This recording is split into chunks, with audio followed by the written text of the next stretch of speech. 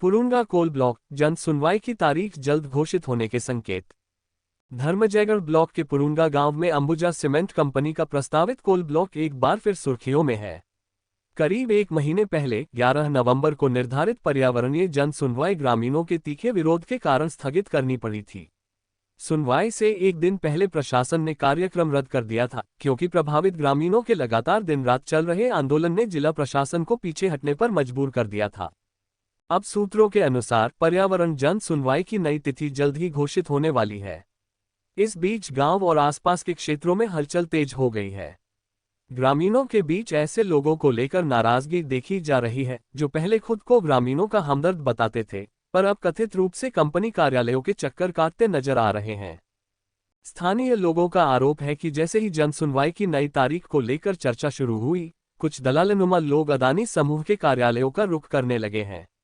ग्रामीणों का कहना है कि ये वही लोग हैं जो विरोध आंदोलन के दौरान मंचों पर साथ देने का दावा करते थे, लेकिन वास्तविकता इसके विपरीत दिख रही है।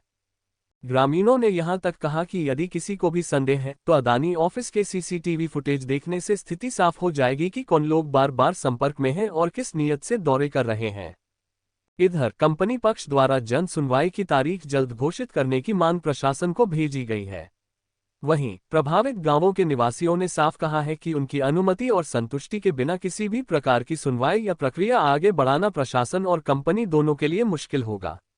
ग्रामीण अब भी अपने रुख पर कायम है कि जब तक उनकी आपत्तियों और आशंकाओं का समुचित समाधान नहीं होता, आंदोलन खत्म नहीं होगा।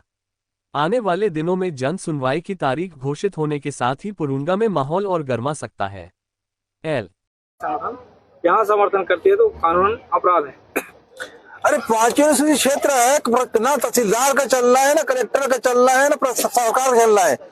यदि वो आएगा गांव में आएगा तो ग्राम सभा से पूछ करके आएगा, और मैं ग्राम सभा के बुलावे पर यहाँ ग्रामवासियों को बुलाने पर मैं यहाँ पर आया हूँ।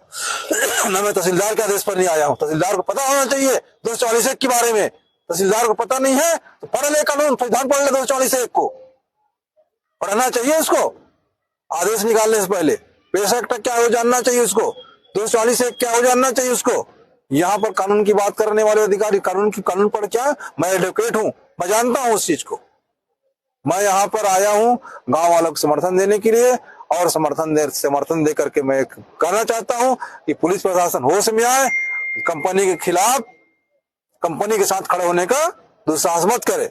यदि जनता के साथ रहे, जनता का नौकर है, वो इस देश का नौकर नहीं है। इस देश के मालिक है यहाँ की जनता है, और जनता का एक एक पाई यहाँ पर लगा हुआ है, इस प्रदेश पर लगा हुआ है, और हम जनता के साथ खड़े हैं।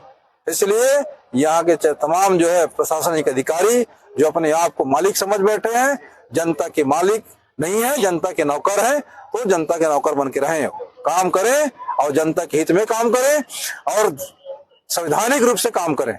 यही मैं कहना चाहता हूँ। किसे में तुम्हारा बैठना पड़ कैसे करा, कबर बैठा था तुम? देख तो ये जमीन लेबो कहते है, लेबो लोग लेकर मन कहाँ जही, लोग लेकर कहाँ जही, कोठन उसकी जमीन पाबो को कुछ करबो का, कुछ नहीं कर पान। हमन यही धारणा है, हमन जल नहीं देन, न जमीन नहीं देन, न जंगल नहीं देन, न झाड़ी नहीं देन।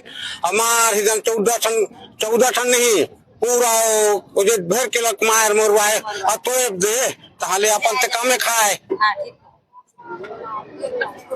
खाए होते कुछ पैसा नहीं लागे, मतलब 5 लाख 2 लाख वो 10 करोड़ 20 करोड़ कहते तो खरीदता है।